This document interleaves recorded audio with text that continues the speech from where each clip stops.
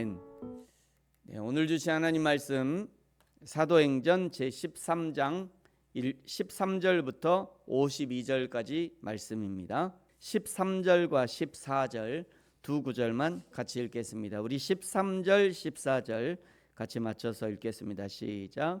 바울과 및 동행하는 사람들이 바보에서 배 타고 밤빌리아에 있는 버가에 이르니 요한은 그들에게서 떠나 예루살렘으로 돌아가고 그들은 버가에서 더 나아가 비시디아 안디옥에 이르러 안식일에 회당에 들어가 앉으니라. 아멘. 사도행전 13장 13절부터 52절 오늘 본문의 말씀은 바울의 1차 전도 여행 중 비시디아 안디옥에서 선포된 첫 번째 공식 설교와 그에 따른 파장을 소개합니다. 이 본문은 구속사적 관점, 즉 하나님이 어떻게 인간을 구원하셨는가에 관한 관점에서 유대교의 그림자가 물러가고 복음의 실체이신 그리스도가 이방인에게 증거되는 아주 기념비적인 대목입니다. 참고로 구속사란 창조, 타락, 약속, 성취, 완성 이 다섯 가지인데, 창조는 하나님이 세상을 선하게 만드신 것, 타락은 인간의 죄로 인해 하나님과 단절됨, 약속은 구원에 대한 하나님의 계획과 언약, 성취는 예수 그리스도의 십자가의 죄사함, 부활, 그리고 승천하심까지, 그리고 하나님의 우편에 앉으셔서 우리를 다스리심까지, 그리고 완성은 마지막 때에 하나님 나라의 회복, 완전한 회복을 이 큰 흐름 속에서 모든 성경의 본문을 연결시키는 겁니다. 왜 이 구속사적 관점이 중요하냐면 성경을 단편적인 교훈 모음집이 아니라 하나의 이야기로 보게 해줍니다. 인간 중심이 아니라 하나님 중심으로 해석하게 되고요, 모든 본문이 결국 예수 그리스도와 연결됨을 보여주기 때문에 이 구속사적 관점은 중요합니다. 우리가 가장 잘 아는 구약은 구약과 신약을 관통하는 이야기가 있죠. 구약은 오실 예수 그리스도, 신약은 이미 오신 예수 그리스도, 계시록은 다시 오실 예수 그리스도에 관한 이야기라는 것이 바로 이 구속사적 관점에서 나오는 말입니다. 물론 이런 구속사적 관점에는 분명한 한계가 존재합니다. 첫째는 구약을 오실 예수 그리스도만 말하는 책으로 축소시킬 위험이 있습니다. 구약은 다양한 문학 장르를 포함하고 있고요, 그 안에 담긴 인생의 지혜도 충분한 가치가 있습니다. 둘째, 신약 역시 오신 예수님 이야기로만 보기는 부족합니다. 신약은 교회의 형성과 성령의 역사, 그리고 신자들의 삶을 다루고 있기 때문이죠. 세 번째는 계시록을 다시 오실 예수님으로만 규정하는 것도 요한계시록을 너무 좁게 보는 것입니다. 요한계시록은 오늘 지금 현재의 교회에 대한 메시지도 담고 있기 때문이죠. 오늘 본문 13절은요, 구브로의 바보를 떠나 밤빌리아 지역의 버가에 도착합니다. 지도를 보여드리겠습니다. 네, 여기가 이제 안디옥이야, 수리아 안디옥이고요, 안디옥에서 실루기아로, 실루기아에서 구브로 섬의 실리아로, 그리고 바보에까지, 여기까지 왔었죠. 그 다음에 이제 바보에서 바예수, 어제 얘기했잖아요. 바예수의 사건도 있었고, 그리고 이 바보를 떠나서 뱃길로 해서 버가, 요 버가가 있는 여기 요 지역, 이 지역을 밤빌리아 지역이다라고 합니다. 광주가 포함된 곳을 전라도다 이렇게 얘기하는 것처럼 여기가 버가가 포함된 요 지역을 밤빌리아 지역의 버가, 여기에 도착한 거예요. 그런데 이 버가에서 마가 요한이 그들에게서 떠나 예루살렘으로 돌아가게 합니다. 여기 마가가 있잖아요. 마가가 여기서 이제 원래 저기 살라미에서 이 마가가 이 구브로 섬에서 이 합류했다가 여기서 마가가 돌아가요. 이렇게 당연히 이게 뱃길로 돌아가겠죠. 돌아가서 여기까지만 간 게 아니라 예루살렘까지 돌아갔다라고 한 거 보니까 완전히 이 선교를 포기하고 그냥 예루살렘으로, 본교회로 돌아가 버린 거죠. 왜 마가 요한이 여기서 돌아갔을까? 다양한 의견이 있습니다만은 첫째는 지금 바나바와 바울의 선교팀 앞을 가로막고 있는 해발 1000m가 넘는 험준한 타우루스 산맥. 여러분 앞에 보세요. 여기 이렇게 이렇게 파랗게 이렇게 요 산맥이거든요. 이게 산맥인데 이게 1000m가 넘어요. 그리고 여기를 넘어가야 돼요.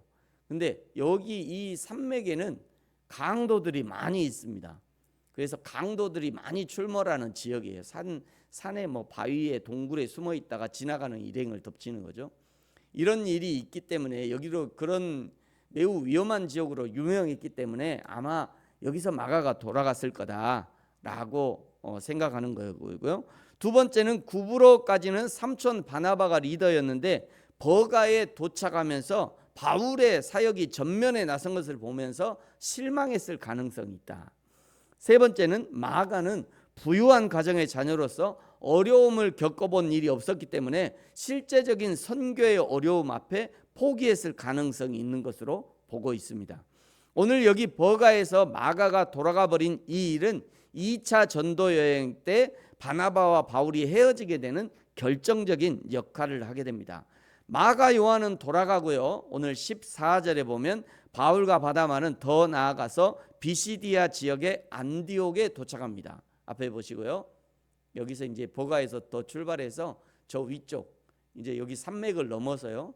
여기 타우루스 산맥을 넘어서 더 위쪽에 있는 비시디아 안디옥에 도착하게 됩니다. 성경에 안디옥이 두 군데 나오는데 출발했던 요 안디옥 여기가 이제 시리아 지금의 시리아죠. 그래서 성경에는 수리아 이렇게 나오고 수리아 안디옥 그리고 저쪽에 지금 도착한 비시디아 안디옥 비시디아 지역의 안디옥이다 이런 의미입니다. 성경에는 두 군데의 안디옥이 나옵니다. 비시디아 안디옥에서 안식일에 회당에 들어가서 15절에 보니까 회당장이 율법과 선지자의 글을 읽은 후 바울과 바나바 팀에게 지금 읽은 이 글에 대해서 이야기할 기회를 줍니다. 16절에 드디어 바울이 기회를 얻어서 이스라엘 사람들과 및 하나님을 경외하는 사람들아 들으라 하면서 41절까지 긴 설교를 시작합니다.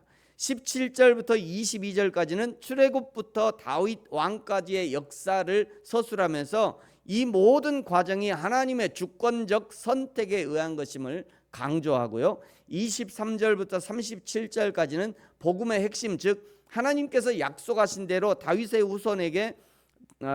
후손에게서 구주가 탄생하셨다. 곧 예수 그리스도가 오셨다라는 선포를 합니다. 특히 시편 2편과 16편 이사야 55장을 인용하면서 그리스도의 비하와 승기 즉 죽으심과 부활을 변증합니다. 38절과 39절은 이신칭의를 선포하는데요. 이신칭의 믿음으로써 의를 얻는다라고 하는 거죠. 38절을 보십시오. 그러므로 형제들아 너희가 알 것은 이 사람을 힘입어 죄사함을 너희에게 전하는 이것이며 39절 또 모세의 율법으로 너희가 의롭다 하심을 얻지 못하던 모든 일에도 이 사람을 힘입어 믿는 자마다 의롭다 하심을 얻는 것이다. 이게 이제 이신칭의죠. 이 긴 설교가 끝나고 42절에 보시면 다음 안식일에도 초청을 받습니다. 44절에 다음 안식일에 온 시민이 거의 다 모여서 하나님의 말씀을 듣고자 합니다. 45절 그러나 유대인들은 바울과 바나바를 비방하죠. 48절에 이방인들이 듣고 기뻐하여 하나님의 말씀을 찬송하며 영생을 주시기로 작정된 자는 다 믿더라. 48절을 통해서 알 수 있는 것은 믿음은 하나님의 선택입니다. 믿음은 하나님의 선택이에요. 내가 하나님을 선택해서 믿게 된 것이 아니라 철저하게 하나님이 우리를 선택하셔서 오늘 나에게 믿음이 주어진 거죠. 49절에 주의 말씀이 그 지방에 두루 퍼지게 됩니다. 50절 그러나 유대인들이 바울과 바나바를 쫓아냅니다. 51절 비시디아 안디옥을 떠나 이고니온으로 가게 됩니다. 앞에 보시고요. 여기가 비시디아 안디옥인데 여기서 떠나서 이고니온이 어디냐면 여기입니다. 다시 쭉 내려왔죠. 다시 쭉 내려와서 이고니온. 데까지 오게 됩니다. 52절에요. 험난한 선교 여행이었지만 제자들은 기쁨과 성령이 충만합니다. 예수 믿는 것은요, 험난한 선교의 여정과 비슷합니다. 더군다나 예수를 믿고 지역교회를 섬긴다는 것은 스스로 자원하여 험난한 선교에 동참한 것과 비슷해요. 왜냐하면 교회는 성화의 길을 걷는 아직 완성되지 않은 아직 수리 중인 사람들이 모여 살기 때문입니다. 그럼에도 불구하고 우리가 한 공동체로서의 교회, 지역교회를 섬겨야 하는 이유는 첫째, 상대방의 수리 과정을 보면서 나의 고장난 부분도 발견할 수 있기 때문이에요. 둘째, 나를 통해서 상대방의 수리 과정을 도울 수도 있기 때문입니다. 어떤 사람은 내가 수리되어져 가는 과정을 지켜보면서 자신의 고쳐짐을 기대하게 되고요, 용기를 내어서 수술대에 오르기도 하기 때문이죠. 세 번째, 지체 간의 연합을 통해서 그리스도의 충만함을 경험하기 때문입니다. 성경은 교회를 그리스도의 몸으로 정의하면서 각 성도를 그 몸의 지체라고 부릅니다. 우리 중에 누구도 단독으로 그리스도의 그 풍성한 성품을 다 드러낼 수 없게 되기 때문이죠. 네 번째, 공교회의 질서 안에서 은혜의 수단으로 보호받기 때문입니다. 우리가 수요일에 공부하는 것도 사실은 이 부분을 지금 공부하고 있는 거죠.